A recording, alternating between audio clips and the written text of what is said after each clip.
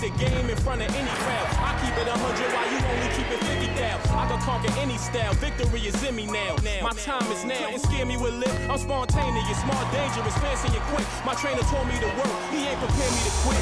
I'm the only captain who's sailing this championship. I gotta hold down the city. Gotta let you know where I come from.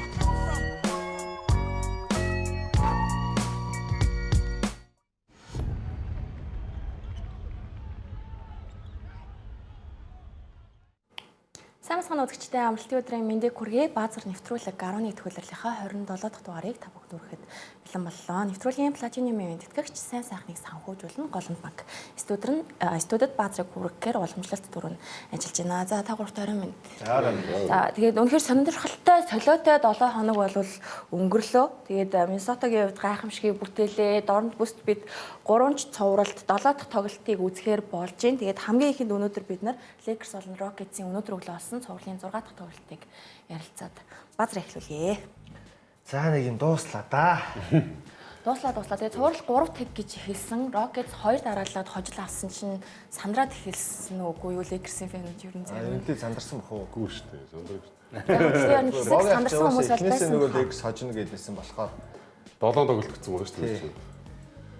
6 дээр дуусчлаа. Гэхдээ нөхцөл байдал бас эвгүй байсан.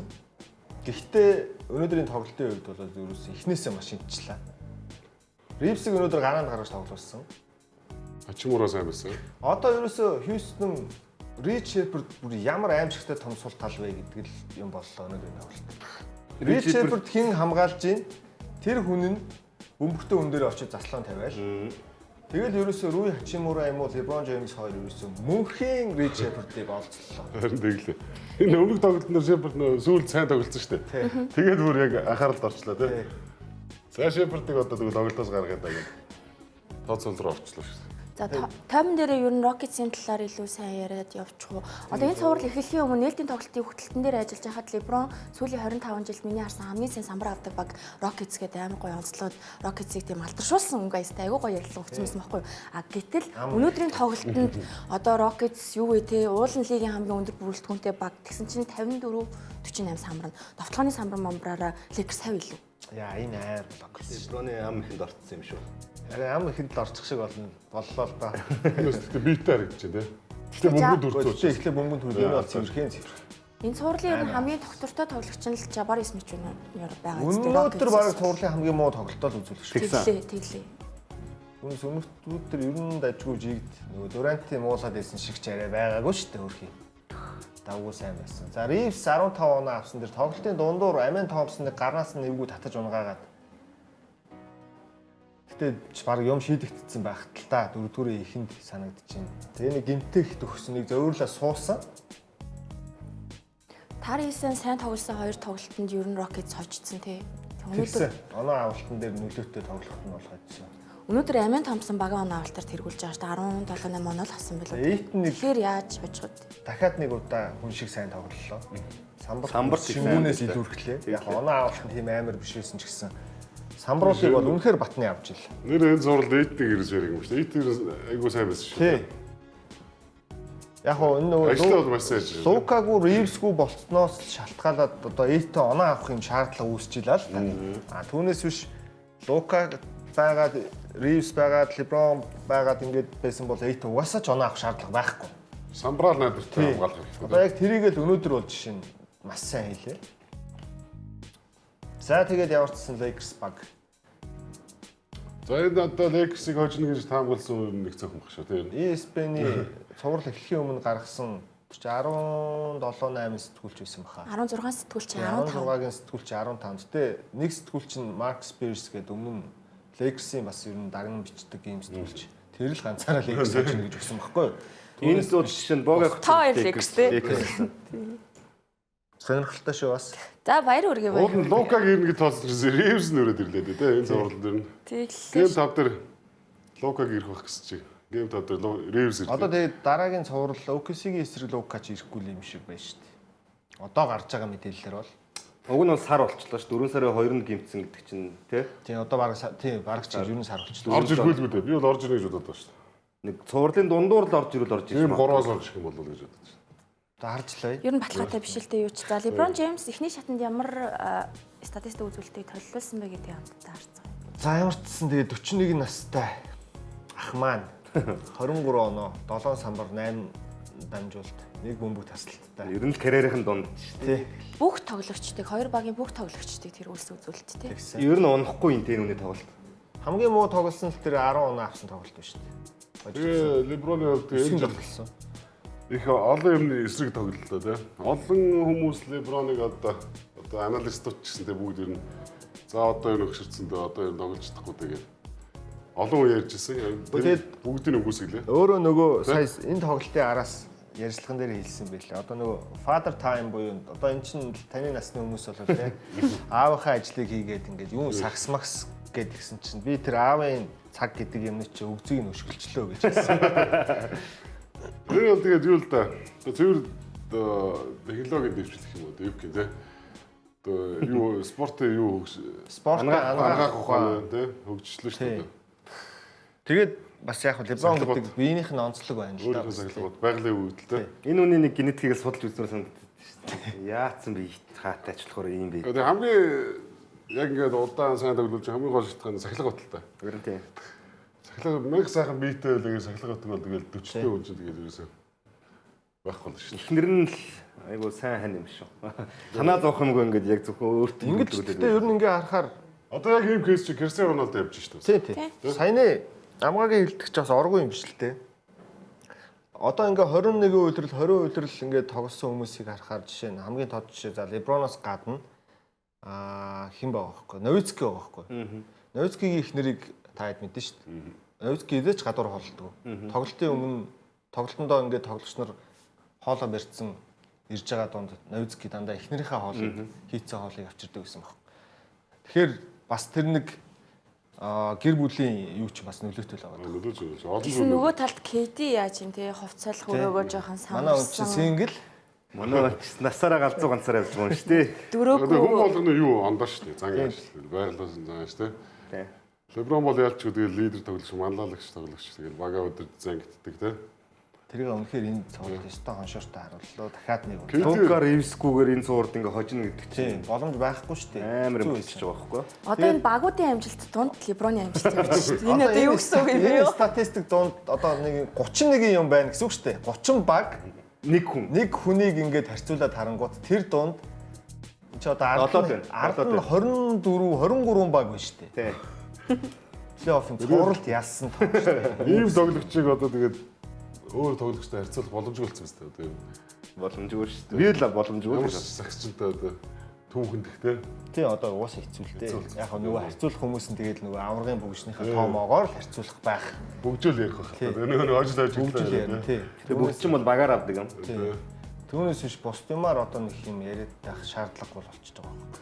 ийм лагуу тоглогч 90 үеийг одоо үзлээ шүү дээ. Юу лацтал гэж бодож байна. Яг одоо би 2003 оноос хойш яг орж ирж байхад л үзэж эхэлчихсэн. Тэгээд яг тэгэхэд адилхан нас чинь ойролцсон шүү дээ. 2 3 ах нь надаас 2 ах чинь. 85 тий 87. 84 оны 10 сарын 30-нд Тий. л. Тий Бараг 85. Бараг л 85 он л доо. Тэгэл гоё л байна одоо. Би одоо яг LeBron муу сайн ч хамаагүй юмсан тоглоод байж харах дуртай шүү дээ. Сагсаад байж байгаа. Олон муу биш байгаад шүү дээ. Тий, муу биш байгаа бүр гоё юм шүү дээ. За тэгээд Los Angeles Lakers баг арайч 3 тэгээс бариулцсангүй. Тийм байна. Тэгээд өнөөдөр Тэр цуурлаа Тэд дуусаалаа. хейтерсүүд Би бүр бол зүгээр гоё юм ярьж байгаа уралтыг болчингуу тэгээд за яг одоо тэг 3-3 болдгийм байж. Гэтэ 7 дахь дээр бол гэртээ юм чинь бас. Гейм 5 дээр би хожигдоосоо гэж бодож байсан. Жохон сурал сурах тусмаа лука ирэх магадaltaй тийм. Нэг өдрөөр Одоо ингэ 4 хоног бас байгаа байхгүй. 4 хоногийн дотор лука одоо Итгэд дуусгаад амраа яж ихгүй мó тандартай үгүй шүү болоо. дээ. Саандар чи одоо дууссан зэ. 4-0-сэн. Тэгээ Лекс дуусчих бол шууд тавьчихдаг байхгүй тийм. Тий. 2-3 хоног л тавьчихдаг байхгүй тоглолт. Одоо Миннесота сарын Спurs чинь 5 2 дахь эхлэж шүү дээ. Тэгэхээр чи нөөник заавал бүх зураг дуусгаар эхлэхгүй шүү дээ. Шууд тавьчихдаг. Lakers ч одоо 3 дахь эхлэх болчихж байгаа юм шиг байна. 4 хоногийн захаас. Янзаараа бол. Тийм. 4 хоногийн дотор лука басны хулгаар марн яах чинь тийм бас. Тэгээ гейм ихний 2 гейм явж ил нэг 7-8 хоног болно тийм. За тэр шат тэгээд эх 7 хоногт угаасаа эхний 2 ч тоглолт нь баг явцсан хойно ярьж эхлэх бах уу.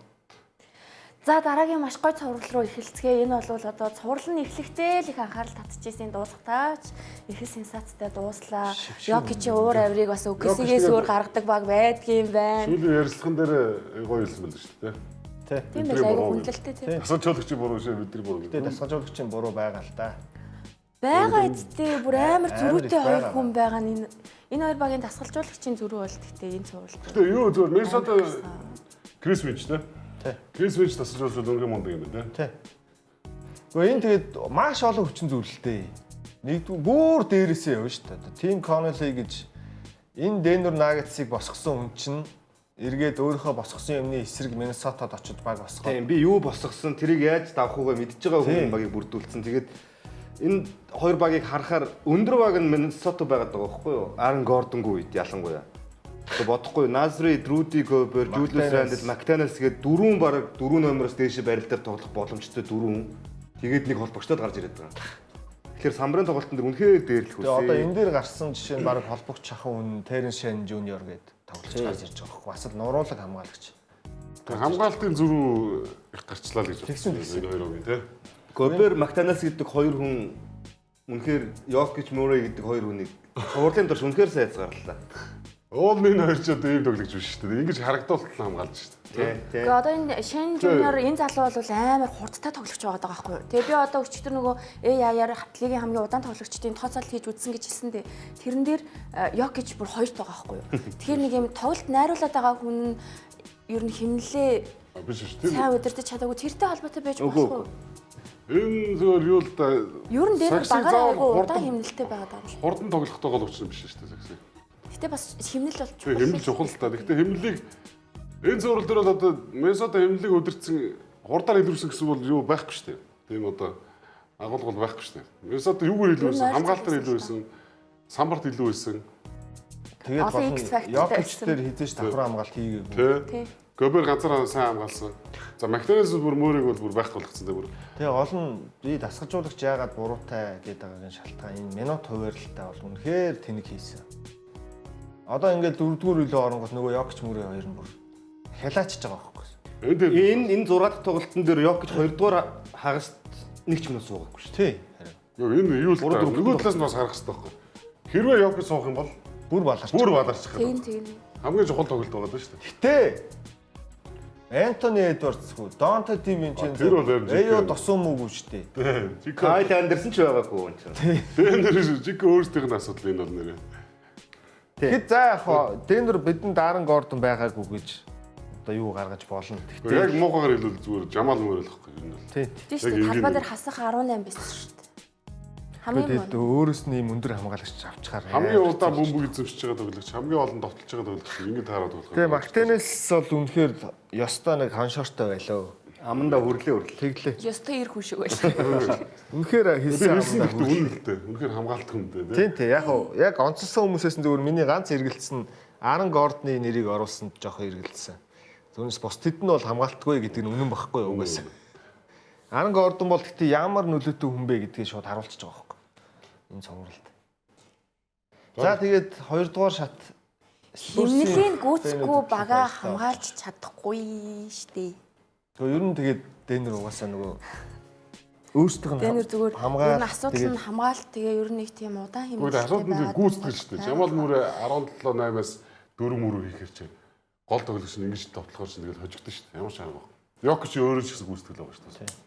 Гэхдээ одоо Денвер Наггетсыг бүсийн финал руу авраг руу харж исэн хүмүүс зөндөө байгаа шүү дээ. Дөнгөж ихний шатаа Миннесотагийн эсрэг давж чадсангүй шүү. Дүүрэн гэмтэлтэй багийн эсрэг.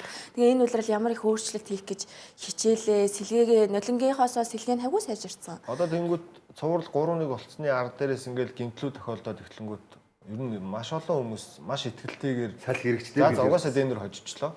Угаасаа 3 дараалал одоо хожична гэж ярьж ирсэн шүү дээ. Тэгсэн ингээд нөхцөл байдал бүр тэс өөр юм яриа. Яг Гоберийг айгүй их муулаад идэс плей-оффт. Тэрийг л үгүй ээ. Зүгээр нэг хүн хамгаалалтанд олчин шагналыг 3-4 удаа авдгүй маа гэдгийг л Гобер. Нэг талаасаа. Нөгөө талаасаа гэхдээ бас яг өрсөлдөгч нь яг тэр нэг гол хүн нь тэр Гоберийн эсрэг хүн болж таарчингууд чинь. Тэгээд энэ дээр би нэг юм их гайхав. Яг гоё Гобери чи плей-офф суултал болгодог байхгүй нөө. Одоо чи Лука Моко шууд заслаа аваад харин тэр чинь холбогчтой. Тэгээ Жамал Мөрөө маш муу байгаа гэсэн үг байхгүй. Жамал заслаа аваад гаргаж ирэл ерөөсө Гобериг дуусгах хэрэгтэй байхгүй. Яг гоо 6 тоглолтыг би харж байхад хамгаалтын төлөвлөгөө нь Миннесотагийн аль болох боломж байвал свич хийхгүйгээр авж байгаа үнэ нэг эсрэг нэг тэрийг л хий. Эн чинь болоод байгаа гэдэг ийм хамгаалтын төлөвтэй гарч ирсэн болов гэсэн надад харагдсан байна. Тэр чинь уус баг болгоны эхний төлөвлөгөө л дээ. Свич хийхгүйгээр эхлээ хамгаалахыг бүгд хичээнэ. Үнэхээр заслаанд орно. Тэр зарим багууд ингэдэг чинь эндээс заслаа явуучих юм бол эхний хөдөлгөөн дээр бөмбөгтэй тоглогчийг зогсоон хайрцагч. Тэгээд ингээ буцаад байрлал руугаа орохдоо свич хийн ч гэдэг юм уу. Энд дээр болохоор бүр ийм огт свичд хийгдэхгүйгээр ингээд нэг ийм зоодоо дөрөв шууд бөмбөгтэй тоглож шахаад хамгаалж чадсан байхгүй. Одоо Мактанаас Синчүүд, Шайн Жуниор энэ төр. Тэнгүүд нөгөө тийм амар их заслаа авчихар болохоо болчиход ерөөсөө нэг тийм тоглолт нь өрн чадаагүй гэх юм уу? Тэгээс харагдсан надад бол. Жамал Мөрөдөл бүх юм холбогдно ер нь л. Яг өрнөлөж одоо холбогчлоо шүү дээ. Тийм. Эхний одоо тэр Йокчос заслаа аваад ийшээ одоо тий орох юм уу одоо шийдэх юм уу эсвэл тэр тоглогч ингэх юм гээд одоо бүх зураг л байгаа шүү дээ. Багийн одоо ойлголцол тий. Мактанел ч ерөөсөө супер од шиг байлаа шүү дээ энэ цувралт. Амар л шүү дээ. За тэгээд хардаа Йокчи эсрэг хамгийн олон хожил авсан 2 тоглогч гараад ирлээ. Майк Конли, Руди Гобер 2 юм байна. 31-27. Нийлээд бараг 60 очсон юм шиг. 58 тий. Одоо нийлээд гэж ааж байна. Яг хамт тоглосон ихэлтэй. Хамтдаа л хожиж байгаа. За тэгээд Терен Шен Жуниор карьерта дөнгөж 3 дахь удаага л гараанд гарч байгаа юм байна. Плей-оффын баг анхны гараа нөх. Тий. Тэгээ 24 оноо. X Factor. Тэгээд Шен Жуниор бүр үнэхээр ер нь бол айгүй тесрэлтэй. Өнгөрсөн жил бол ашиглаад исэн шүү дээ уг нь. Энэ жил тэгээд нөгөө Донто Ди Винчензото яг байрал дээр нь ашиглах хүмүүс байсан болохоор нэг гарахгүй байсан. За Руди Гобер Йокчи эсрэг 30-аас дээш хожил авсан цор ганц тоглогч болж байна. Яа. Гобер 10 оноо 13 самбар 2 хаалт 8 дамжуул төгсөн плей-оффын карьерийн дээд үзүүлэлт. Хай. Мактанес 32-10 2 бөмбөг тасалт нэг ч удаа бөмбөгөө алдаагүй. Ингээд цувралыг хаах боломжтой тоглолтод 30-10 2 хийхдээ бөмбөгөө алдаагүй. Коби госгооч анхны тоглогч. Тэгээд энэ 32 оноо нь бүр өөрийнх нь удирдлагын болон плей-оффын карьерийнх нь хамгийн өндөр оноо. 0 тойрно өөрөө. Амар. Тэгээ энэ дээр шин тэгээд энэ Мактанес тэр Шэн Жуниор энэ төр чи ерөөсө тэр Жамал Мөрэ гэдэг тоглогчийг олзолцсон байхгүй хоёр. Жамал Мөрэг бол өөдөөс баг энэ хоёр энэ оноонуудынхаа 50-аас дээш хоёлаа. Одоо өнөөдөр нөгөө Лекс Хьюстон дээр Рич Шепард олзлогдлоо гэдэг шиг л яг Жамал Мөрэ суур тал нь болоод. Мактанесийг ер нь дараад исэн юм шиг. Эдвардс дээр довтлохоо. Тийм нөгөө довтлохооны тоо чинь тэр хүн чи бөмбөг ирэхэн цөөн болохоор. Винчензо дээр энэ тоглолтыг сонин тоглолт болсон шүү. 6 дахь тоглолт нь Жулиус Ранд 2 дугаараас бараг довтлоогүй дээ. Талбайд сөөхөн нүт өнгөрүүлсэн. Гараа. Эхний хагас бол амар сайн тоглолцсон. Илүүсэн. Тэгээд 2 дугаар хагасыг ерөөсөн Шэн Жуниор Мактанес хоёр аваа явцсан. Назрид бас тий. Энэ Шэн Жуниор гэхдээ үнэхээр аюултай залуу шүү. Би одоо өнгөрсөн үеэр одоо аюул байхгүй болчихсон шүү. Өгсөгийн эсрэг бүр тийм өндөр оноо авдаг, тийм сайн тоглолтыг тоглогч нэг олон харав. Яг судалгаатай сонсдог тийм аа. Одоо яг Өгсөгийн эсрэг 3 тоглолтод бүгдэн дээр нь 20-с дээш оноо авсан, нэгэн дээр нь бүр 30 оноо. Одоо яг Монголын хэлж байгаа шиг тийм боломж нь гарна л да. Тэр Спорс эсрэг яаж болно. Тэгэхээр одоо энэ Винчензо байхгүй. За тусам бол яг ирэх баг. Эдвардс байхгүй шүү дээ. Тэгэхээр угаасаа Винчензо чинь сайн тоглохоос өөр аргагүй болно. Тийм. Одоо л харъя. Яг нэг юм зүгээр шийдэхгүй юм байлээ. Энэ Денверийн муу хамгаалт бас энэ нэг юу ярьж байгаа. Тодруулчих жоохгүй. Яг энэ тоглогчийг. Гэтэ хоосонгүй яг баян ингэж гэлцэхгүй байх л. Сан Антонио л одоо шал өөр хамгаалт орж байна шүү дээ. Харин нөгөө OKC-гийн ур чугамныхны зовоодог нөгөө хамгаалт чинь одоо энэ залуу дээр байна гэхэлээ тэр талаасаа жоох хэцүү байхгүй. Тэгээ харин сул тал нь миний харсаар зүгээр шийддгүү юм билээ. Нэг тийм. Тэгэхээр хэцүү. Аль болох ингээд залж байгаа нэг өөрөө тесрэлттэй жоох нуруулаг болохоор биетээ оролт хийж тоглолдог юм билээ л. Тэр нь жоохон сул тал болно л. Тийм шүү дээ. Вемби бодогтой талбайд байхад шидэхгүй л болов. Ноноо авах бол шинэ залууд гарах. Боломжгүй шүү. Спорс бүсийн финал руу явах зам засагчлаа. Засагчудаа. Йоо тэгсэн. Одоо Спорсны чи үзэхгүй шүү дээ. Эдвардсгүй. Тэгээд Вемби чинь хэнийг бодвол Гоберисрийг тарж байгаа Вемби ч одоо Йокичиг бодвол хурдан, шидэн, зална. Тэгээ яаж ч энэ 15 6 наснаас Вемби мэддэг, тоглолтыг нь мэддэг, ах нь шгшээ баг дээрээ цуг тоглолтдог. Тэгээд ер нь Гобер одоо бас сул тал болж харагдаж эхлэх л байна. Одоо хайр байхгүй болох байхаа нэрээ. Жамал Мөрөг нөгөө өнгөрсөн жилүүдэд бид нэр тэгж ярьдаг байсан шүү дээ. Улиралд нэг онц байхгүй байж байгаа л плей-оффт гялалцдаг гэд энэ жил яг эсрэгээрээ бичлээ гэж Жамал. Улиралд амар байсан шүү дээ. Улиралд амар сайн байснаа плей-оффт бүдгэрчлээ. За дараагийн цуврал руу шилжиж нь бол Портленд болон Сан Антонио Спурс Нэг хожил авах болов гэсэн яг л Жирүүгийн туршлагаар нэг хожлоо аваад дууслаа та тийм. Вембигийн бэртээс бас л та ажиллана. Тийм, Вемби энэ Толгой цуврал өгсөн. будагтай талбайд байхад бүтэн тоглосон 2 тоглолтод ердөө 38 оног будагтай талбаас авсан гэж. Тийм шүү дээ. Яаж орох юм бэ? Ямар харгас үзүүлэлттэй тийм юм шүү дээ. Вемби гэмтээд нэг Яг гимтсэн тоглолтынх нь Хожигдсон шүү тэр нь хожигдлоо. тэгэхээр бол хожигдох ямар ч гаргалгаа байхгүйсэн. Вемби тэр гимтээс шидэд асуух хожвол хож шидэж чадахгүй бол тэгэл хожиг. Шийдвэрлэхгүй наа сайн тэр чи. Уртлын Бас тэр чинь бас харин асуудал. одоо чи дээдэр үсээ одоо айгу муу хамгаалаа шийдвэрлж мэдүүлээд шүү дээ. Сайн тэр тэгж суул шийдвэрлэхчгүй. Самбартаа хамгаална 3 шидэлтэй ч хамгаална нэрээс. Тэгээ ер нь Вембиг үнийг хожоод тэгэл ер нь за угаасаа л Тэр хожсон ч бүр инээдтэй шүү дээ. Кастл бүр хідэн ч аяр бол шидлээ те. Туршлагагүй нөө анхны плей-оффын юуг харагдаж байгаа. Тэ. Тэгээ дараагийн тоглолтын дээр кастл тэгээ сайн тоглосон. Сэтгэл зүй сайн л байл тэгээ. Гэтэ эн чинь эхний хагасуудын 2 ч тоглолтын дээр Портланд амар сайн хийсэн шүү дээ. 12 оноо илүү. Тэгсэн. Тэгж жагаад яг энэ сүүлийн энэ цуврал хаах тоглолтын дээр олооноор явчихж байгаа юм л да. А тэгтээс 4-р үед нэг 9 оноо олж ойлгож нэг орж ирсэн. Хоёр үеэр бол хожиж гээд байна. Хоёр үед Нэг 24 минут тоглолтог бол хожчихно. Сакс 48 л да тэгээд багийн зөрүүч яг юу урттай харагддаг байхгүй. Эхний хоёр үе бол ямар ч баг дээр нэ. Тийм тий одоо ер нь олон улсын тоглолтын дээр ч харагддаг шүү дээ. Вемби одоо нэг тоглолтод 6 хаалт малт хийх бол зүгээр тийм ганц. Ингийн юм л болчихлоо. Тийм яг Энэ үйлдвэрлэл дуг нь Вембигийн Тоглож карьерийн байгаа шүү дээ. хамгийн бага хаалт дунджсан үйлдвэрлэл байсан шүү дээ. Яг цэвэр 3 хаалт байлоо да. Өмнөх нь дандаа 3.1 хэдтэй. 3.7 мод өгдөг шүү дээ баг. Тэгсэн чинь плей-офф буцаад нөгөө руки жил мэлдээ нөгөө амар хааж хэлсэн Вемби эргээд ирчлээ л дээ. Энэ одоо хараач Тэр ч одоо зүгээр би тоглоод яг тоглоод ингэж тоглодог гэдэг л үг л. Энэ одоо Спорсын хувьд бол ер нь тэгэл ямар ч шогийг хожих боломжтой. Төрүүлэгч боломжтой. Айн зөв гол нь юун дээр яригдахгүйг бол дуршлаг гүйцэтгэлдэл яригддаг юм байна. Хамгаалалт бол ер нь баг бүх байс илүү юм. Ягаад гэвэл Вемби бодогдол талбайд байна. Орчууных нь амар байна. Бүгд физикл байна, хамгаалалттай байна. Тэгээ нөгөө авраг авах багт байх хэвээр чанарууд гэл тэгсэн чи танай багт нэг шилдэг 6 дахь байх хэвээр шилдэг хамгаалан тоглогч байх хэвээр нэг туршлагатай тоглогч байх хэвээр бүгд л юм да. Харис Барсаа болохгүй. хамгийн амар нь бүгд байл шүү. байгаа. Барнс ч ер нь үйлдвэрлэлийн сая ер нь 2 дугаар хагасаас эхлээд бүр сэлгээ болоод бүр ашиглах нь амар багассан шүү дээ. Баанаас одоо жоо юу хэрэг болох хэрэгтэй. Барнс Гол нь жишээ нь ашиглахдаггүй байна гэж бодохоор ч энэ баг амар сузаан байгаа. Барнс зүгээр яах вэ хөө одоо эднийх 2 дугаар штэ Миннесотаг даваад гарч ирсэн дараа бүсээ аврагын цуурд мөрөл дээр бол ер нь нэлээд хэрэг болно шүү. Одоо Барнсаас илүүтэй нөгөө Картер Брайант гэдэг руки тоглогч илүү ашиглаад байгаа. Тэгээд Дилэн Харбер, Картер Брайант Келвин ийм юм Джонс. гоё зү. Тийм шүү дээ. Энэ Барнсын арыг залгах залуу шүү. Тэгээ 2017 оноос хойш анх удаа 2 дахь шатнд шалгарч байна. 17 он ч нөгөө Кавайн гинтдэг жил үү? Тий. Гიშгээд гардаг. Golden State тий. За тэгээд ямар ч сан Сан Антони Спурс баг энэ жил ер нь нэвт дэше явчих мэдхээр л болж шүү. Ер нь юм нэг юм Азиондооч гэдэг бүх юм л тэдний талд байх шиг л харагдаад байна. Таарж байгаа одоо энэ замын харсан ч тэр тий. Тэгээ нөгөө талаас одоо аваргууд чинь бас гимтлийн асуудлууд байсаар байна. Одоо нэг бид нар ингээл Йокичийг дэлхийн шилдэг тоглогч гэж ярьдаг байсан. Гобер бол энэ хүнийг хамгааж болно гэдгийг саяны цувралд харуулчлаа. Тэгэн гурт Вембиг тгийж боломжтой хүн яг одоо энэ Гобер финал хүртэл байна уу? Одоо л яг таарч байна. Одоо хамгийн сайн хамгаалагчтай гал байна.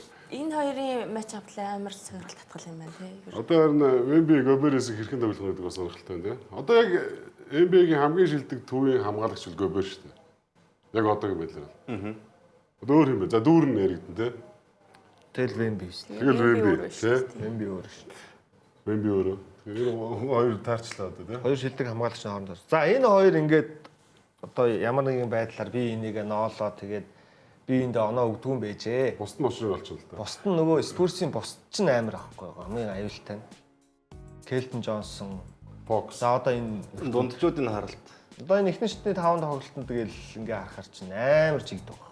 Одоо Портландын эсрэг энэ минутуудыг ингээ харж байхад Жрүүмрүүд 40 минут тоглоод байгаа байхгүй юу? Тэгэн гурт эдний багаас Спурсоос нэг 30 эдэс дэше тоглосон. Fox хамгийн олон 35 байна. 35 байгаа. Тийм.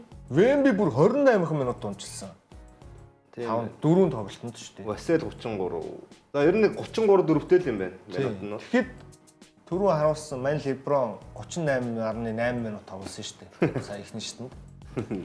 Тэгээ Тайрис Максыг лигийн хамгийн хурдан тоглогчдын нэг гэж бодоод байсан. Тэгээ бас нөгөө миний хийсэн AI тооцоололоор Fox нэгт гарч ирж байна. Ер нь Максигаас өмнө Fox байсан. Угаасаа тийм тооцоололт статистикаараа гарч ирж ирсэн. Fox гэдэг. Тэгээд сая нөгөө Harrison Barnes гэсэн сая удирдлагын сүүлийн тоглолтод Barnes хэдэн оноо авцсан бол үлээ? 20 хэд оноо авцсан бол илүү. Spurs-оос 8 хүн 10-аас дээш оноо дончлох байсан шүү дээ.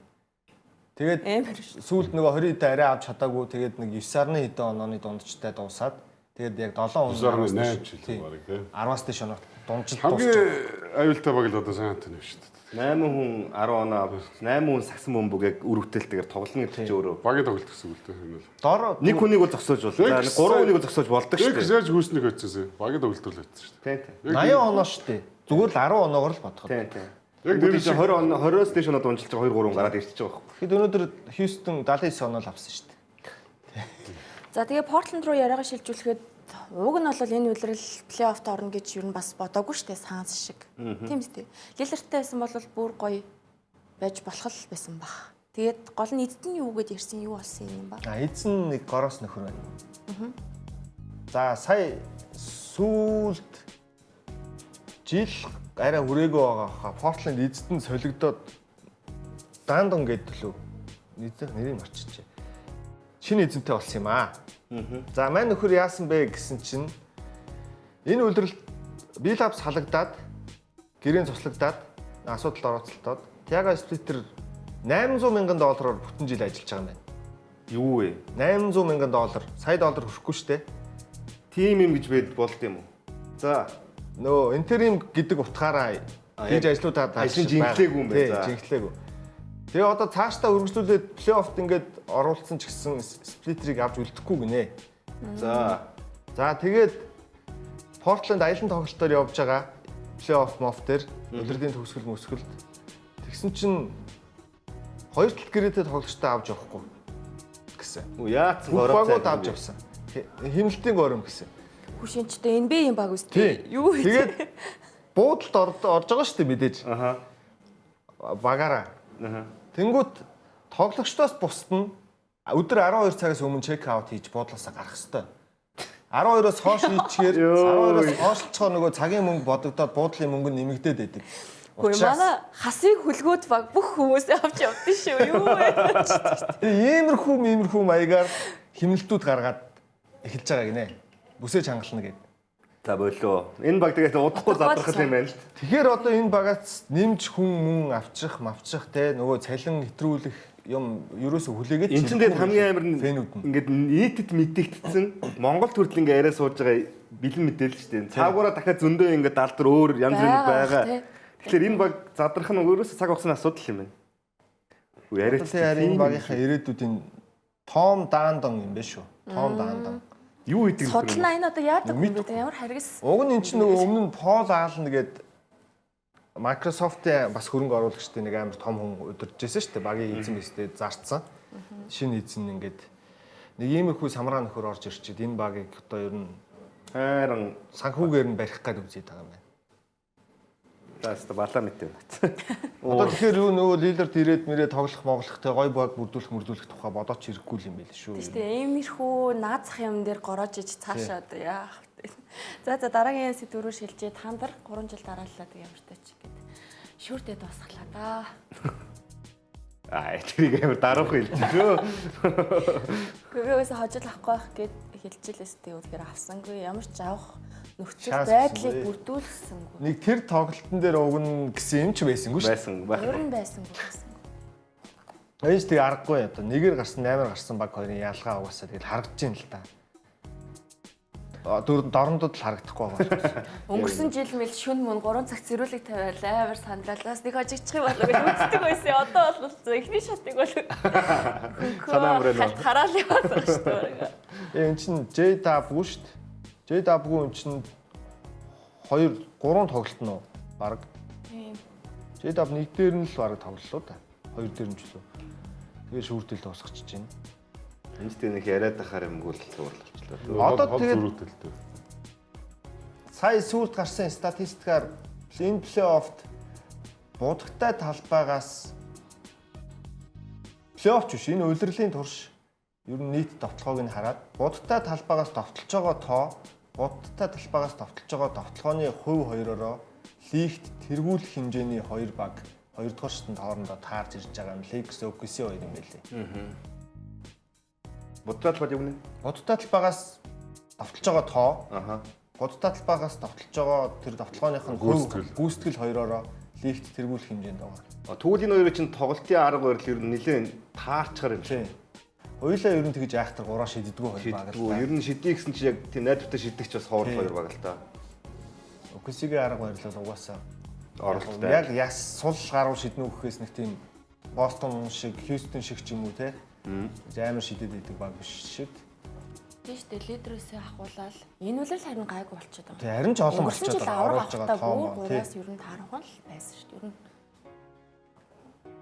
Тэгвэл Lakers-тэй бас тоглолтод нэлээд ширүүхэн л үзэх бах. Харин тийм. Гэтэ тэсөөр хамгаалттай нүүр тулналтай Lakers одоо. тэгээд улиралт Lakers та нар хоёр яаж тоглосныг эргээд харахаар ерөөсөө яг бүрэлдэхүүнээрээ яг гоё үзэлцэн тоглолт бол байхгүй байгаа даахгүй. Нэг тоглолтод нь Дончич байхгүй, нөгөөх дээр нь LeBron байхгүй. Сүүлийн хоёр тоглолтын дээр бол бүр хоёр талаас бүгд лидерүүдээ амраацсан ч юм уу те. Гэтэ яг бүгдэн дээр нь дөрөв тэгээр та нар илүүрхсэн л те. Нэг ч хожоогүй дээ. Нэг ч хожоогүй Lakers. Тэгээ бас нэг чухал статистик байсан самбартаа дандаа та нар илүү. Улирлын дөрөв тоглолт дөрвөл. Гэхдээ тий одоо сая эхний шатнд нөгөө Хьюстны эсрэг л ингээл нэг 8 амар тоглоол тий. Ингэсэн л болоод нэг найдварнд байгаад байгаа болохоос биш яг үнэндээ угаасаа тий OKC-гийн самбар урд чугны хамгаалалт энэ чинь бол. OKC самбар муу шүү дээ. Ялгаатай шүү дээ. Яа муухай юм. Юу Lakers-ийн эсрэг одоо өөр шүү дээ. Тий. Хьюстнээс бол хол илүү шүү дээ. Хьюстон сайн шүү дээ самбар. Гэхдээ сайн л та. Гэхдээ тэрийг сая харуулж чадсангүй шүү дээ. Тэгээ өөртөө шидэлтэй хийж чаддаг шүү дээ. Гэхдээ Эйтэн жишээ нь сая одоо баг шаак шиг тоглолоо шүү дээ. Зураг. Эйт гайг үзнэ та нараас бол. Харин гол нь нөгөө нэг өөрөө бас нэг асуудалтай шүү дээ. Тэ? Сэтгэл зүй. Тэр асуудал хэрхэн байх нь вэ? 3 жил дараалаад тэгээд эхний шатнд шүүрчиж байгаа юм байна. Энэ бол тэгэл яг нэгээр гарсан баг, 8-аар гарсан баг хоёрын ялгаа. Энэ Ямар байгаа тийм 3 жил нотолж байна л гэсэн. 3 дахь жил эхний одоо энэ 3 жилийн эхнийх дээр нь бол OKC-тэй нэгээр гараагүй бах тий. Нэгээр гарсан. Нэгээр гарсан. Даас тожигдож нэгээр гарсан. Даас тожигдож жил нэгээр гарчлаа. Memphis-ийг хожлоо. Тий. Memphis-ийг шүүрсэн шүү дээ. Шүүрсэн. Тий. Самбарт бол би та нарыг илүүрхэх гэж бодохгүй Lakers-тэй бол. Эйтнийг илүүрхэлгүй яах вэ? Хин илүүрх юм бэ?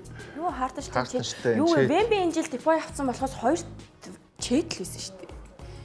Чэт Гүй OKC яаж бодсон илүүрх. Чэтийг яг нэг бэлтгэв байлгчлаа. За хэлээ ахаа. Одоо ярьчихвал одоо Одоо л ярина шүү дээ. Одоо ярихгүй зэ.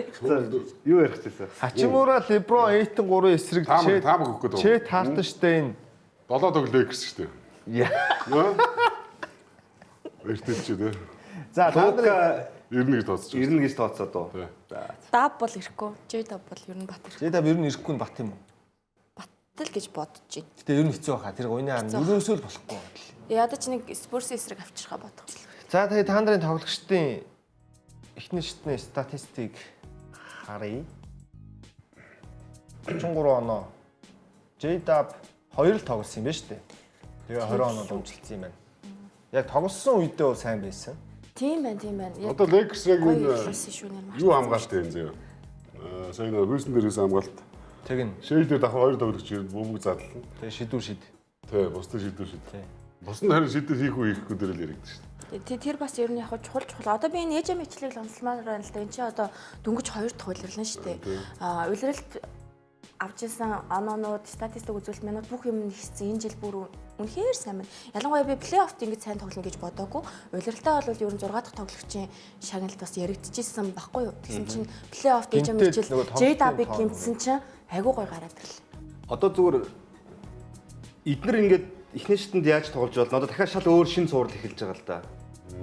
Тэгэхээр бид нар бас яг шууд хаамгаалахад бол маш хүнд угаасаа. Ямарч боломжгүй. Зүгээр би юу хэлэх гээд нэг тэгэхээр Lakers өрсөлдөх боломжтой гэж би бодож байна зүгээр. Укуситэй. Мэдээж яг давуу талууд бол укусид байгаа. Мэдээж талбайн давуу тал, энэ үйлрлийн хамгаалтын зохион байгуулалт ямар байгаа, сүүлийн хэд үйлрэл ямар байгааг мэдчихээн, цогцогчд нь яаж өсөж өгснгийг мэдчихээн.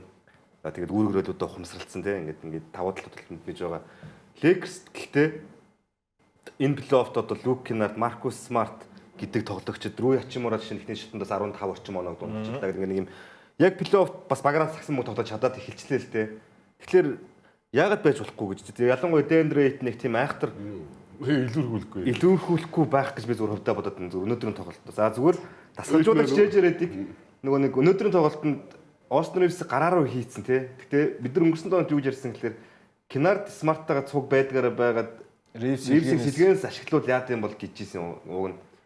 Тэгсэн чинь өнөөдөр ингээд Kennard сэлгэнээс тоглонгууд чинь яг нөгөө тоглолт авч гарч ирсэн Kennard байха болчих юм л да.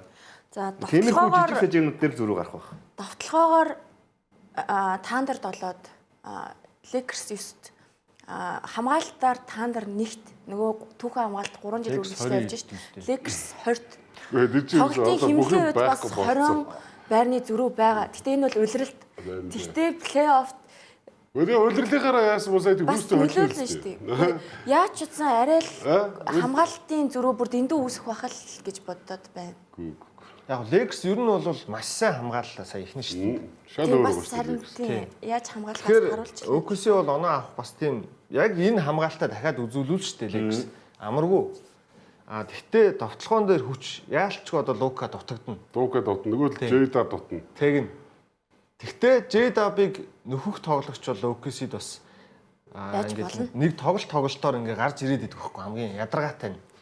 Одоо Isaiah Joe гэдэг ч юм уу тий. Одоо мичлийн авч гарах тоглолтууд байх. Кейсэн Walls ч байт юм уу тий. Одоо тэр үдийг харъя л да тэгээд. Харин тэгээд Тэнгуут Lakers ч одоо сая Rockets-ийн эсрэг цуврал дээр 6 тоглолтод 20 бөмбөг алдалт дундчилж байгаа байхгүй юу? Тэрийг гол нь засахгүй явсаар байгаа хамгийн том аюул шүү дээ. Тэр чинь тэгээд LeBron 24 бөмбөг алдалтаас 30 оноо Rockets-д алдчихж Тэнгуут Thunder эсрэг энэ чинь. Юу тэгээд яаж хэрэгжих юм? Эцсийн бүлэгт Houston Rockets, Denver Nuggets хоёр л үнэхээр арчаагүй байлаа.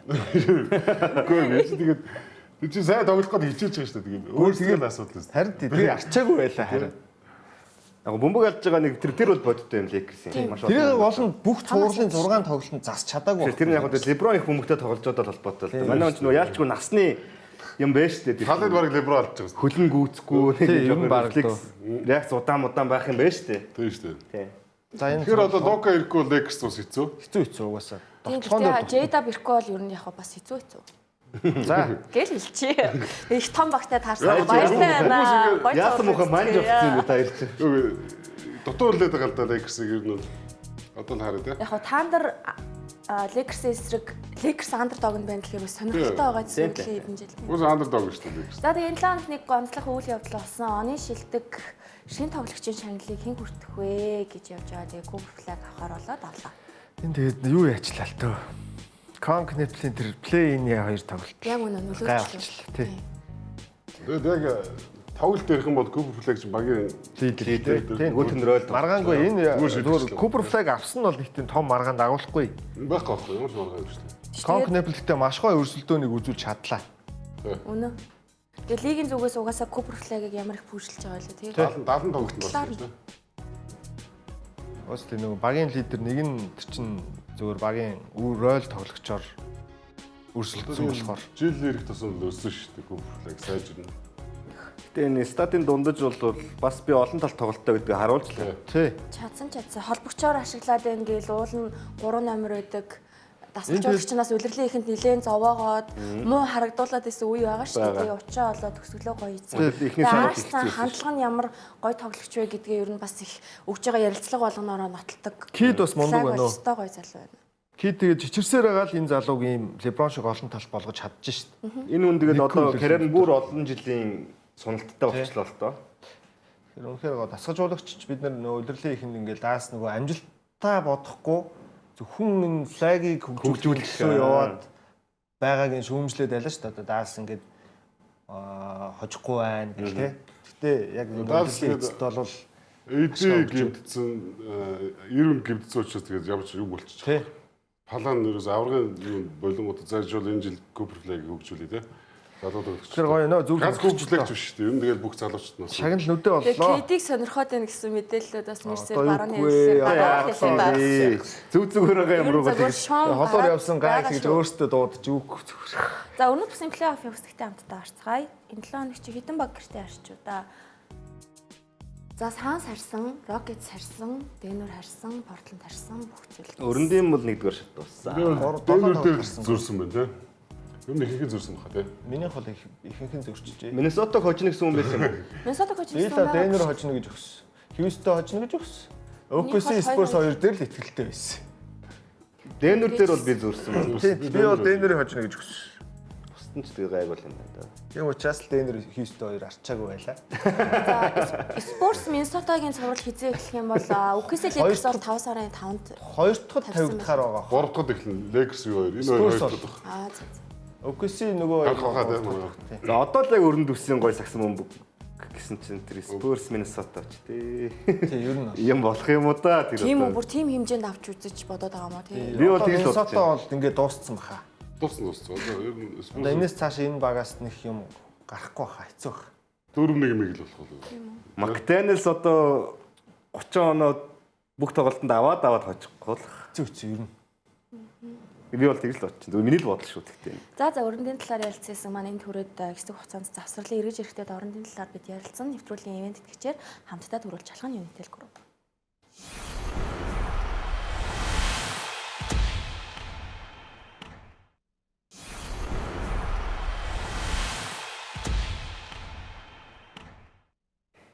Эргэн тагтан байрлал үзэгчтэй баазар та бүхэнд улирлын 27 дахь дугаараа хүргэж байгаа нэвтрүүлгийн ивент итгэгч Сагсан бөмбөгийн спортыг дэмжигч Coca-Cola. За орны талаар бид үргэлжлүүлээд ярилцсан Boston Celtics Philly-гийн цуврал Embiid ирснээр бүх зүйл эргэсэн. Тэгсээ. Эмбид ирээд би бүр нөгөө тал руугаа эргэчүү гэж бодсон чинь тэгээд харин дараагийн тоглолтоос эхлээд ер нь уцаа олчлоо. 3-1-ээс 3-3 болгоч. Тэглээ. Тэгсэн. Яг плей-оффын эхний шатны эхлэхийн өмнө ер нь Quetta-г нэг магтчихсан дугаараа санаж байна. Нэг 2-7 хоногийн өмнө л бах тий. Тэгэн гурт Embiid ирэнгуртын хүн чинь бүдгэрээд эхэллээ ш чод. Тэгээд угаасаа тэгээд ер нь бол Бостны сул тал нь юу вэ гэж бид нэр ярьж ирсэн шүү дээ. Угаасаа л энэ Фужевич, Немсквета хоёр. Болон Супермен, Спайдермен хоёрыг хооронд нь алинлаагүй гэх утгагүй л тий. Тэрэндээ л адилхан. Ялгаатай л хоёр хүн л дээ. Нэг нь Embiid MVP, нөгөөт нь зүгээр боломжийн Ур тоглолт. чадрын зөрүү гараад байгаа Тий, хөө. тий. Энэ цувралд ер нь 5 хөвгтөө бүгд л Embiid-гүйгээр л өгцгөөсөн дөө. Тэгээд олгоноос ийм хурдан олгоны хаалганаас ингэж хурд ирдэг гэж амьдралд авахтал сонсч мэдлээ. Гахаал гэж байна. Тэгээд ирчээд эхний тоглолтод яг гоо Embiid тийм сайн байсан гэхгүй бах. Тэгэл дараагийн тоглолтуудаас бол өстой яг гоё Embiid харагдлаа шүү. Миний санаж байгаа энэ Boston Philly хоёрын 7 тоглолт хэд хэд гаргачлаа шүү дээ. Тий. Сүүлээ Тэгээд мөнхөд Бостон л хожиж ирсэн. тэгээ мөнгөд Уусаа ревал огт биш шүү дээ тий. Ер нь яг түүхэндээ бол 82 нас нэг шожигдөг л дээ цуврал. Угаасаа Эмбид ч хэлсэн шүү дээ. Нэг Манус нэх ревал биш ээ. Байнга л бид нар хожигддаг шүү дээ. Яг энэ цуврал тэгээд тааруу байгаа хүн нь хэн болчиход байна л доо. Derek White. Бостны зүгээс харахад Derek White энэ цуврал дээрээс орж ирч чадахгүй. Тий. Бостны Бостон баг ер нь 35% байгаа. хоёр дахь тоглолтод гэртээ хожигдтол их буруу юм болсон. Харин тийм юм. Яха. Embiid-гүүд тий. Тэгээгүй бол эн чинь 4-0 Тийм. дуусчих байсан л да. За боли 4-1 тий. Тийм. Тэр л их буруу юм болсон. одоо тэгээд Philly-ийн хувьд бол маш гоё боломж гарч ирлээ шүү дээ. Түүхэндээ хожих тий. Тийм тийм. Ер нь бол хамгийн маш өндөр боломжтой жил энэ жил болчлоо. Гэтэ яг хөө нэг сул тал нь 7 дахь тоглолт Celtics-ийн талбайд болно. Тийм. Макси бөмбөгийн хулгайлаад нөгөө талд очиод Пол Тэгээд- Жорж ээж комто өгөөд нэг юм яг энэ өдрийн нөгөө топ 11-т байлуу 2-т байлуу Нимба Тий. хоёлоо танд орсон санагдаад байна. Үнэхээр гоё. Фили бүр үнэхээр гоё. Пол Жорж харин ямар гоё тэгш тоглож байна. Тэстэ юм юм Ерөөсөө нэг тийм яа Пол Жорж хидэлт нь ундгүй муу байна гэсэн тоглолт байсан гэж тийм цуврал байна. Харин тэглээ. Тэгсэн чинь Бостоос 20-с дэш оноо авсан тоглогч байхгүй байгаа шүү дээ. 18-18-оос оноо л авсан бол Сүүлийн тоглолтоо? Тийм. Тийм тийм. Яг энэ тэр Пол Жорж сайн байна. Одоо юу гэдэг энэ баг сайн байна гэдэг чинь нөгөө Макситай би холбож ярих гэдэг юм л да.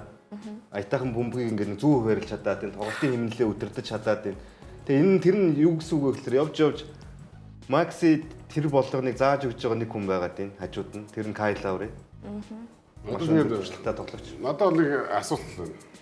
Одоо Пол Жорж сайн байна гэдэг чинь Одоо геймплөө дээр л харилдаг болж байна. Харин тийм ээ. Харагдах баха. Хаардан PG энэ чи яг нөгөө нэг 7 дахь дээр очиод тэгээд нэг Яг цуврал хаах тоглолт болчоод идэг юм. байх болчихсон. Одоо л хараа те. Одоо бас юмыг яаж мэдгүй боож сайн тоглох юм лээ. Тэгээ таны логикоор бол цуврал хаад сурсан баг нь Бостон биз. Тийм.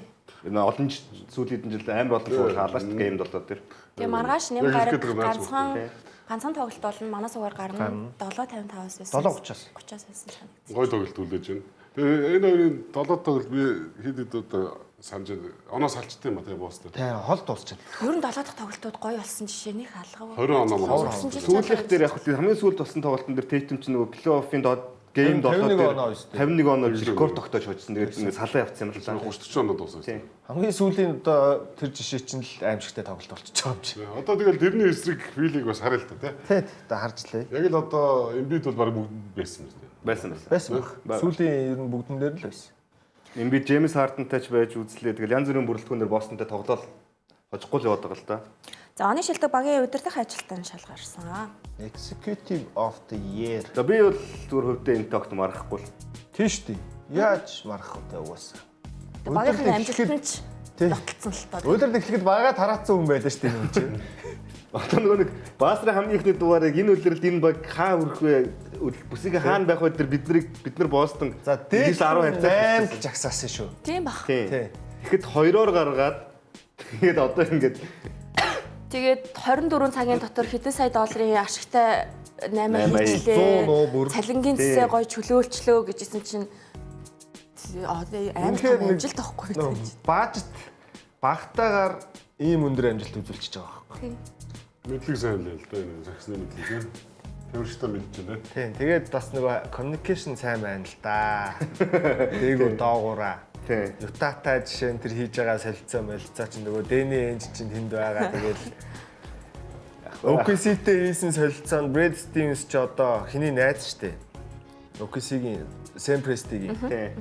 Тэгээд ер нь л ингээд нөгөө communication сайтай хүн чинь нэг хариутай бол бариутай гэсэн юмнууд хийсээр хагаад ингээд маш өндөр амжилт үзүүлчих. Нэг үеийн яг нэг мундаг залуучууд байгаад байгаа тийм яг энэ. Тэгээ за юу яа 7 дахь тоглолтын 5 маг сонсогдох маргааш өглөө аль нь очих вэ? Надаас асуугаад бол юм ийст. Бостон. Баста гэж бодож байна. Би ч гэсэн Бостон талдаа л гэж бодож За. байна. Тэгээ филийг Чи өөрөө юу хүсэж байна? Би юу? Фили байвал гоё санагдаад байх юм зү. Дандаа хожигддаг болохоос санагдаад байх гэж Бостон хожих байх гэж бодож чинь. Гэхдээ филийг хожоосоо гэж хүсэж байна тийм. Хоёр бол тэгж хүсэж байгаа. Тийм байна. ганц удаа нэг хожиход бас яхад тээ. 82 оноос хойш. ийм асуулт байна. Энэ хоёрын аль нь цаашаа бол дараагийн шатны өрсөлдөөн ч юм уу илүү сонирхолтой байх юм. Яг хаа апсайд гаргаж хоцсон багууд цаашаага ингээ гоё Надад бол аль нь ч хамаагүй. Аль нь ч Яг амар амар том зөрүүгүйгээр дараагийн шатны өрсөлтөд угаасаа л гоё болох байх. Нью-Йорк ч Бостон гэрлэг үстэй. Аль нь ч явсан гоё байхгүй юу? Аль нь л ривал дараагийн шатны өрсөлдөгчдөг. За өнгөрсөн жилийн үнсгэлжингийн үлгэрийг давтах баг ямартай ч дорндоос бол тодорох байх. Гэхдээ Атланта байсангүй Орландо байх уу гэд дараагийн сэдвүүд үүнтэй холбогдно. За тэгээд Никс Атлантагийн цуурлын 6 дахь тоглолтыг үзье. За ингээд амьдралтаа анх удаа ийм Хоолндогтой энэ зурлж Атлантаг хожуулсан байсан билүү? Тийм. амьдралтаа анх удаа ийм тоглолт тайлбарлаж үзлээ. Гайхамшигтай байж юм байна. 72-22 гэсэн явж байгаа онооны одоо самбар харах чинь бас их сонирн байдаг юм байлээ. Гэдэг үг барыг намайг хэрэглэхээс чинь өөрийгөө Атланта бүр сугрын гэхэд бүр арай сугарсан. Бүр хардаа. Ахлах сургуулийн хүүхдүүд NBA багийн эсрэг тоглож байгаа юм шиг юусоо. Зоод авч орж ирэл мөнгөө таслуулаад хурдан давталгаанд алдаа. Зоод авч орж ирэл таслуулаад очиж 2 оноо орлоод байгаа. Харин энэ чи одоо NBA шүү дээ. Би одоо ингээ тагуурыг бодвол сүүл цагс үзсэн хүн байна. Амьдралдаа нэр үнэхээр юм бас байж болдог ч гэж бодсонгүй. Үгүй энэ лоо юм хараагүй. би бол хараагүй. Дээд оноо 61 лөө оноо салсан. Тэгсэн хамгийн дээдэлтэй 61 оноо зүрхсэн. Аим шиг байхгүй юу ч одоо. За тэгээд эхний нэг 4 минут л өрсөлдсөн дөө. Ер нь бол. За тэгэл байхгүй. Тэгэл байхгүй. Нар үзээгүй. минутыг зүгээр идэлүүлчихэж байгаа. Чи өглөө орж ирээд гайхав өстэй. Энэ хоёр өстэй ямар тоглолт тайлбарлаад байна нэгээд. Нааш ирэх замдаа би зүгээр оноог нь харчаа заа зэ нугасаа. Тэгээ тайлбар их амар хэцээсэн бах тий. Гоё эснэ. Тэгээ 1946 оноос эхлээд бас энэ хоёр баг магийнх нь Сүүл өнгөө мөнгө ярьсан бохоо энэ хоёр орог. Гэхдээ ямар ч өрсөлдөөн байхгүй болчихсон юм чинь одоо. Тэгээд ингэж амар NBA-ийн төвшний баг плей-оффт орсон баг сэтгэл санаагаар ингэж унж болдгийм бах та. Тэ. Өөртөө сэргийг хүнж байхгүй байгаа юм уу? Бүр ингэтлээ дордуулна гэж байх. Тэгээд энэ ерөөсөө эхнээсээ ингэ одоо энэ харалтаа. Одоо 50 оноо шүү дээ. Тэгээ ингэж дээдлээ 61 хүрж байгаа шүү дээ. Тэгээ шаарлаад, уурлаад, аваад хөөгдсөн. Хөөгдөөд өнөөдөр торгуулийнх нь мэдээ гарцсан байлээ. Dyson Dynamics $25,000-оор Mitchell Robinson $50,000 торж. Яаж байгаа гэсэн чинь Mitchell Robinson хэвлэлийн урал дээр бас шүүгчдийг ярьсан юм байна. Dyson Dynamics зүгээр энэ ингэж шившиг болж байгаа эндээс хурдан гарыг гэж явсан баг өө. Тэр мөнгө торгууллаа дүүрт би ингэж төмний өмнө шившиг болж байгаа зүгээр лээ зүгээр. Гэтэ сонио тэр өмнөх хоёр хожлыг Атланта ямар гоё авлаа. Дөрөвдүгээр үед Нью-Йорк Никсийн үзүүлдэг тоглолтыг Нью-Йорк Никст үзүүлж тэгэж гоё хожчоод энэ 6 дахь тоглолтын дээр бүр нэг юм жижиг болсон шиг гарч ирж ихэлтэй. Зөрүүн их. Тэгээд хамгийн амар өөрийнхөө талбай дээр үстэй. Ур чадрын ялгаа маш ихтэй. Ногоос. Зүрх харин зүгээр CJ бас нэг ганц нэг хойшлол авчирсан шүү дээ. Тэгсэн. Тэгээ Хоксийн дэд ерөнхийлөгч за Никсийн рекордуудыг ямар ч тач эхлээд харцгаа. Эхний хагаст хамгийн олон онооны тэргүүлэл үүссэн нь 47. Түүхэн рекорд. Тэгээ плей-оффт хамгийн олон онооны зөрүү ингээд тоглолтын явцад үүсгэж чадсан 61. Тэгээд Никсийн түүхэн плей-оффт хамгийн өндөр оноо авсан тоглолт 143. Тийм ба. За тэгээд лигийн түүхэнд одоо 6-д орох хол зөрүүтэй хоцсон плей-оффын тоглолт болсон юм байна. Хамгийн плей-оффын ч биш, ер нь бүх удирдлагын тоглолтод ч оролцуулаад. Хамгийн дээдл нь 58 онооны зөрүүтэй. Плей-офф шүү, плей-оффт. 58 онооны зөрүүтэй 2009 онд Денвер тухайн үеийн New Orleans Hornets-ийг хожиж ирсэн гэл. Тэгээд 56 онд төлөө тэгээд Lakers бас 58 оноо зөрүүтэй хожиж ирсэн. Энэ хоёр түүх рекорд нэм бэл. Тэрийг эвдэх төгссөн. Ийм л хожил боллоо. Тэгээ кат талбай дээр хахад нэмэх 47 ч байсан. Кат ч одоо харин ингэж Jokic-ийг ашиглаад ивэл уг нь Next амар ашигтай байгаа байхгүй. Аль болох Брансон бөмбөг багтаа тоглол. Ингэж хожиж болоод одоо сүүлийн хоёр хожил бол жишээ нь ингэж ирлээ шүү дээ. Кат илүү найруулга хийж, Брансон тэгж бөмбөг нухахаа багасгаж чадсанараа хожил авч байгаа байхгүй. За тэгээ Хоксын дэд ерөнхийлөгч нь шоронд хоригдохоор болж байгаа юм уу? 47 Дэд ерөнхийлөгч байсан хүн нь 47 сарын билүү те. тийм 4 жил орчим байсан. 47-ыг санаад байна би зүгээр яг нарийг санахгүй. Тэгээ манай нөхөр яасан бэхээр 3.5 сая долларыг хувьдаа зарчсан багийн төсвөөс. Юу авсан бэ гэхээр үнд одоо ийм гинж менж бөгжтэй зүйлт мүлт юу гэдгийг улмаасан шилтгэхтэй тийм юм уу. Тэгээд Таиланд руу өөр хаашаа гэдлээ аялаад resort ороо очоод тэр зардлуудаа гаргацсан байгаа байхгүй багийнхаа төсвөөс. Сайхан гар юм уу? Сайхан гар. Тэгээд хувьдаа бас өөр юунд зарцуулсан гэлээ. Ерөөсөө л 3.5 сая доллар хувьдаа зарцсан байгаа нь тогтоогдсон. Тэгээд холбооны мужийн шүүхээс бараг 4 орчим жилийн ял онохоор зарлалчлаа сая. Шүүх хурланд болцсон юм байлээ. Бүтггүй гараа ичээ. 3-4 хоног юм болсон баха тэр шүүх хурлын тий. Гэтэ яг энэ ажлаа өгөөд бол удаж байгаа хүн юм байл л дээ. Нөгөө угаасаа нэг ийм асуудал үүсээд ажлаа өгцөн. Ажлыг одоо болиулсан. Тэгээд нөгөө хэрэг шалгаал яваадсан юм байл л дээ. Ажлаа хийж явахдаа юу хийж иж үү гэдгийг. Тэгээд одоо шийдвэр нь гарч байгаа. Дорнод бүст бид нэр ахаад нэг цувралт 7 дахь тоглолтыг өнөөдөр өглөө үзэхээр боллоо. Detroit Orlando Magic-ийн 6 дахь. За бас нэгэн шившгийн хөндий. Энэ ястай юу ч ойлгомжгүй суурал гэж энийг л хэлэх баг. Үгүй аль нь жоохон сэтгэл санаа докторгүй хүмүүсийн Орландо ингэхийн нэг тоглолтод амар гоё тоглох юм. Дараагийн тоглолтод нь өмнөх шиг огт биш болчих юм. Тэгээ дараагийнхт нь буцаад амар гоё сэрэг ороод ирэх. Тэгэхээр 7 дахь нь Орландо гэх гэсэн. Хоёулаа дуршлахгүй байна энэ хоёр. Тий, яг үнэ. Яг тийм байгаад байна. Уул нь Детройт нь илүү баг. Тэгээд өөрөөсөө бас нэг балраад шүү дээ. Орландо гэхдээ зүгээр харин ч их удаан тууштай сайн тоглолтоо гаргаж чадлаа. Тийм цуврал. Тийм цуврал. Түүнээс биш нэг ганц хоёр сайн тоглолцоо тэгэл хожигдоод идэг байлаа шүү дээ өдрөлт бол. Өнөөдөр тэгээд 20 оноо Кэнэ бол балсан. 24 онооны зөрүү үүссэн явж илаа шүү дээ. Эхний хагас 22 онооны зөрүүтэй дуусаад 3 дугаар үеийн эхний 2 оног Орландо аваад ингээ 24 оноо зүрх үүссэн. Тэгээ тэрнээс хойш би нэг үзээгүй тэрнээс хойш. За нэг ийм Баларчж байгаа. Ер нь бол ингээ баг дуусчихж байгаа юм байна да гэд бодсон байж исэн. Эргэцсэн байгаа өстэй буцаа. Тэгээд нэг жоохон байж байгаад энэ төрөөр ингэж явын зүрэ мэргүүлж байгаа харсан чи Тэгээ гол тоглогч нь Кэна байсан л та. Тэр нь тоглолтыг эргүүлсэн. За тэгээд дээрээс нэмэх нь одоо тэгээ шийдэлтүүд. Данк Робинсоны тэр нэг чухал шийдэлтүүд байсан. Тэгээ Жээлэн дөрөв улиралд 20-10 хийжсэн тоглогчийн плей-оффт нэг 12 оноо 2 удаа авахгүй. Сайн тоглолтоо үзүүлэхгүй 10 самбарч авч чадахгүй. Орланд одоо байгаад л байна. Таарахгүй. таахгүй тий. Тарахгүй. Лидер стадионд нэг зүйл айгүй анхаарал татсан. Картер шүү дээ. Картер. 0 самбартай л шүү дээ. тийм шүү дээ. 32 минут тоглоод 9 оноо тэгээд тэг самбартаа төгссөн. Тэрийг бүр гайхсан. Ерөөс ягаа самбараас авахгүй. Энэ нөгөө Бэйн Сакс хоёр нь урдуур нь хашуулж байгаа даваад байгаа юм шүү. Тэгсэн ч гэсэн ганц нэг 2 Багтаал чадсныг таарад ирдэг дээ өвн тий. Энэ хоёр ч яав нэг тийм алтхаа мэдхгүй довтлоод исэн биш. Самбарын тоглох нэг самбар авахгүй. Тэр бас сони юм. Орланд оноо байруулахдаа 20-д довтлого алдсан юм шиг тий. Дараалаад 23 довтлогоо дараалж алдсан. Лигийн түүх рекорд нь 24 довтлогоо дараалж алдсан Оклахома байдаг юм байлээ. Тэгсэн чинь тэрийг арай эвдэж чадсангүй. Тэгтээ 23 довтлогоо дараалж. Тэр 24-т хинч бараг тооцохгүй дээ. Бараг юм шийдэгдсэн багтаа Банкеро нэг голоор оролт хийж 2 оноо авсан. Царин дээрс давталж. Одоо энэ ах トゥ Томсон биш тэ Амин Томсон осоор хоёр энэ хоёр үнэхээр гоё хоёр тоглогч юм. Тэгтээс хоёулаа ялцчихгүй. Хоёулаа багтаа шитлэх юм а тий. Ганц амжилттай болсон довтлого нь энэ ах. сайн. Энийг тооцоход хэцүү. Үлдсэн оноо 6 оногийн торгуулийн шугны араас авсан. Энэ үед 8 оноо авсан юм уу? Тэг нэг үед 8 оноо авсан. Детройт Хамгаалалт нь хөдлөхгүй юм байлээ үнэхээр. энэ зурглаас ингээд 7 тоглолтод хожоод гараад бол маш сайн бэлтгэл болно. Тий. Одоо яг нөгөө талдаа Нью-Йоркийн цуврал дээр Бранси хэлсэн байсан шүү дээ. Атлантатай ингээд хүн цуврал боллоо, сунлаа гэдгсэн чинь эхний шатнд ийм одоо хэцүү цуврал хийгээд гарчхаар бидэнд өөрсдөнд нь ашигтай.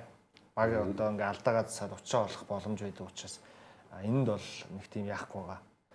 Харин ч бидэнд одоо эерэг зүйл гэж байна. Энэ Детройт ч бас адилхан тохиолдол. Хэрвээ хожоод гараад ирвэл Дараагийн шатнд энэ хоёр баг 7 дахь тоглолтын туршлагатай тоглож ирэн байхгүй бах тий. байхгүй шүү дээ. Энэ хоёр гоё юм болно. 7 ялангуяа хөлтэй болов. Детройт бол. За тэгээд Орландо яаж унсан бэ гэхээр 2 дугаар хагаст нийтдээ 19 оноо авсан. 24 минутанд уу. Тий. Энэ бол плей-оффын одоо хамгийн одоо анти рекорд болж байгаа. 23 довтлохоо дараалж алдсан бас плей-оффын бол рекорд. Лигийн нөгөө түрүүний Оклахома гэх гэдэг нь бол улирлын тоглолтод тохиолдсон юм байлээ. 2 дугаар хагаст 37-оос 4 гэж товтлсон. 4 дугаар үед 20-оос 1 гэж товтлсон. 4 дугаар үед 4 болоо 31-8 гэсэн онооны зөрүүтэйгээр хожигдсон байгаа. Юу ийм сэтгэл зүгээс тэгээд гарч чадах юм Одоо уу? харин тийм яаж хардаа л гэж бодож байна. Тий, одоо идэж Багаар одоо навс унцсан явчихсан. Жинзинер байгаа шүү дээ. Жинзинерийн сэтгэл зүг та нар ойлгохгүй. Хасагт гавьлтай тоглолт Тэр нэг үсэг гарч чадна гэдэг юм уу ийм сэтгэл зүгээс? яаж магадгүй. Яаж ч магадгүй гэсэн үг шүү. Яг үнэхээр. яаж магадгүй гэдэг чи угаасаа л тэгээд Яаж магадгүй яаж магадгүй. Ер нь бол гарахгүй амар нь байна. Одоо Атлантаг л хар л та. хамгийн амар нь хардаа. энэ гарахгүй хөө. Энэ гарахааргүй юм шүү харин би тэгж л харлаа ийм юм харчаад. Одоо чи тэгээ одоо юу байхгүй. Өнжөөлөг тоглож. Тэгээ Франц байхгүй ер нь амар нөлөөлж байна л та. Франц Вагнер. Харин Бэвэл нөгөө банкерон байхгүй болоод Байвал харин бүр ингэж 3 хожихгүй юм шүү. Энэ хоёроо барыг салгахаар болсон юм шүү тэгвэл энэ яриад. Яг бас хамт болдгоо тал хамгийн би. өнөөдөр Орландо 79 оноо авлаа л та. Өдрөлт БМ-д боё нэг тоглолтод 83 оноо авсан шүү дээ. Ер нь сэтгэл зүйн даваа тал талбайн даваа тал Детройт байгаа юм биш үү? Бүх юм Манай хар гарна. гарна. Шүнээс. Одоо үлдэж байгаа бүх 7 тоглолтууд Шүн 3:30-аас байсан. гарна. Шөнө 3:30-аас. Даваа гаргийн өглөө. За тэгээ одоо энэ Cleveland Торонтогийн 7 тоглолт өглөө 7:30-аас бас гарна шүү. Бүтэн сайнаас даваа гараг руу шилжиж байгаа. Шөнөөс өглөө өрсөлдөх гэсэн үг. За дараагийн цуврал руу шилжицгээе. Үнэхээр гоё цуврал болж байна энэ. Ямар гоё үзүүштэй цуврал болж байна. Торонто харин юм эвгүй байхгүй юм өндөр Уртгээд байгаа шүү дээ. Энэ Торонто нэг жоохон л дутаад байна. харин Ингрэмийн оронд нэг айтайхан хүн байсан. нэг Ingram нэг ядаж нэг 15 оноо авчаад исэн бол өөр ихгүй. Баг дууссан байгаа шүү. Тоглолт төгсгөлдөг үл дутаад байна Торонто. Гэтэ яг энэ баг нэг авууштай плей-офф болж байгаа нь ямар ч байсан багийн лидер нь Скотти Барнс байх юм гэдгийг ойлгож байгаа Тий. байна. Тийм. Тийм. Ахаа яа. Хожигдсон ч гэсэн. Скотти Барнс өнөөдөр баг 14 ашигтай дамжуулалт өгсөн юм тийм. Энэ ерөөс бүхэн минь хийж авчихсан. Самбарт баг 10 самбар авцсан, 20 30 он авцсан тий. Уг нь Торонто зүгээр хангалттай илүүрхэж яваад хожижхоор байсан. Сүүлдээ бариулаад бас баларсан. Энэ эсрэг багт багаж хожил аваад авчихаар байсан Торонто. Тий. За хаартанд асуудал байна уу? Хаартанд асуудал угаасаа үргэлж цувралын 6-7 тоглолтуудад хаартанд үргэлж асуудал байдаг угаасаа. Алга болдог гэдэг. Тэрийн зүгээр бид нар хүлэмжшүүлсэн байхгүй. Угаасаа тийм Дасгацсан уу? Карьерта өнөөдрийн тоглолтыг оролцуулаад 17 удаа 6-т тоглолтод оролцож исэн юм байна. За. 4 хожиж 13 хожигдсон. 7-т тоглолтод бас нэлээд байсан. Би сүүлийн хоёрын санаж байна. Сүүлийн 2-7-т тоглолтын дээрээ 10 оноо авч чадаагүй юм бэл. Нэгэн тэр Бостон эсрэг 4 билүү 8 л тогтолдог шүү дээ. Тэгээ өнгөрсөн жил бас Денвер эсрэг Клиперс таахтай. Бас 8 билүү 9 оноотой дууссан. Одоо би нэр давтагдсан шүү дээ. Гэмдэл одоо. Тэгээ Торонто өөрөөсөө жоохон пакталчих болоод ер нь Энд гэхдээ энэ мэрцгэлтэй. Жакоби Волтер, Жамашид гэсэн хоёр залуу бол дөнгөж нэг хоёр жилдээ тоглож байна. Мөрэ бойлс. Тийм, Колин Мөрэ. Баг энэ цуврал Тэр ч гоё залуу. өмнөх тоглолтын дээр л нэг жоохон муу тоглоо да. Түүнээс энэ тоглолтын дээр бас хаанаас ийм хүмүүс олцсон юм бэ? Дандаа өндөр автобус тий. Одоо Мөрэ бойлс ч бас бараг Скотти Барнсаас өндөр уу? Өндөр. чинь баг багийнх нь identity юм шүү. Угаасаа нэг юм урт өндөр. Манай багийн нэр динозаврууд юмсан тийм хүмүүс авъя гэсэн шүү. Рэпторд юм чинь. Тий. Скотти Барнс бол өстой бүхнийг хийж гинөө хамгаалт, Үнэхээр гоё. найруулга. Яг үнэхээр нэг багаас гоё. иргэдэг гоё харизмтай юм бэлээ тий. Нэг тийм гоё аран шиг. Айгуу гоё. Тэр нь айгуу гоё юм. Ностор дээр нэг доороос алдчихл хүмүүсийг хөгжөөсөн болохоос биш. За энэ тоглолтыг шийдсэн момент. Нүмг алдсан. Шүүдэр орж ирээд тэр хажууд нь хаардан байгаа, мичл байгаа. Очиж аш тэгээд тэр За одоо бид нар түүх харах гэж байна. Халиберт өнгөрсөн жил яг ингэж хожил авсан ёо. Надад яг дуртай орж юм байна. Надад би нөгөө Халибертнийхийг гэхээс илүү надад бол бүр яг энэ ойж байгаа нь Халибертнийхтэй адилхан. Тийм. Зүгээр надад бол нөгөө Каваийн шидэлттэй л энэ нэг цагирг нь соронцтой байд юм уу гэмээр л санагдсан. Тэгээ Канад Ийм юм хүүхэд Канадынхаа хотод төрлөх хоттой ямарчсан ингээд гоё л баазар хэлээ. Их нь хүүгээ гэсэн юм уу да. За тэгээд 7-т тоглолт нь өглөө 7 цаг 30 минутаас даваа гарагт болох хуваарьтай манайхаар гарна. За лигийн түүхэнд 155 удаа 7 дахь тоглолт болж байсан. За 7 дахь тоглолтод талбай эзэд 110 40 хацаа тоглож байдаг. 155 115-нд дандаа талбай дээр тоглож байгаа баг нь хоцсон. Тэгэхээр маш өндөр хожлын өвтэй байгаа. Угаасаа талбай эзэдийн давуу тал нь гарч байгаа байхгүй. Гэхдээ сүүлийн 10 үлрэл зочин баг хоцсон тохиолдолд жил бүр гарсан гэдэг шүү. За тэгээ гейм 7-д Tatum 51 оноо авцснараа тэргүүлдэг. За нийтдээ бол LeBron 279 оноо авч ирсэн байна. Гейм 7-нуудад. За тэгээд хожигдож үзээгүй хүн нь бол Bill Russell байдаг юм байна. Бүгжний 10 хоцсон байдаг юм байна. За харин хамгийн олон гейм 7-д оролцсон хүн бол Ray Allen байдаг. 11 удаа 7-д тоглолт хийжсэн юм байна. Манай Harden бол гейм 7-д гейм 6-д лав 4-13 амжилттай. 96 7-д тоглолтуудаас жоохон халгаатай юм байлиг. Эрдэлсэн тоглолт. Гэтэ айгүй сонирхолтой юм а бид нар одоо сагсан мөнгөний хамгийн гоё холбоо үг 7 дахь тоглолт гэж дандаа хэлдэг энэ үгийг ашигладаг тий. Тэгэнгүүт өрнөдөд ерөөсөө 7 дахь тоглолт байхгүй. Дорндод 3-3 цувралд 7 дахь тоглолт гарч ийн гэхээр бид нар 156 57 58 дахь 7 дахь тоглолтуудыг үзгэнэ шүү дээ. Тийм ээ. За тэгээд бүх 7 дахь тоглолтод манайхаар гарах юм байна. Энэ бол сайн мэдээ хаа. За Дорнд бусын плей-оффын өсөлт харагдаж байна. Дууссан цуврал зөвхөн Нью-Йорк Никс Атланта Хокс. За одоо нөгөө нэг сонирхолгүй тий өрсөлдөөнгүй гэдэг Дорнд бус маань Ястаа хөгжөөж байна. Одоо үнэхээр өөр болгож байна шүү. Тэгээ хоёрдугаар шат ч гэсэн ер нь гоё болохоор л болчихсон да альж багууд гарсан тий. Одоо тэгэл Торонто, Орландо хоёр ч таарчих юм билүү хоёрдугаар шат руу тий. Эсвэл Детройт, Кливленд ч таарчих юм билүү. Аль нь ч байсан ер нь эвгүй л байхаар байна л да. Одоо тэр Бостон, Фили хоёр ч гэсэн Нью-Йорктой аль нь ч гарсан гоё ихгүй. Тийм, тийм. Ийм л плей-офф болж ин доо. За. Нэлээд минут сонлоо. Хавтаас үзэгчтэй баярлалаа. Хүрээд баадраа бид өндөрлөлийн эх 7 хоногт уулзцай шууд амжуулалтуудаараа уулзцай нэвтрүүлгийн платинум ивент тэтгэгч сайн сайхныг санхүүжүүлэн Голден банк баяртай үзэгчтэй.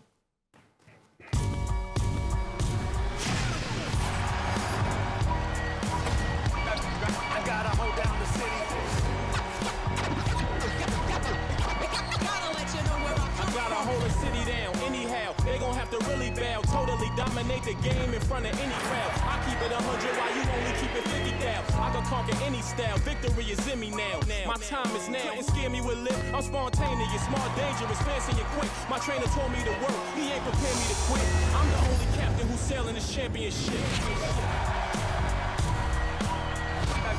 I gotta hold down the city.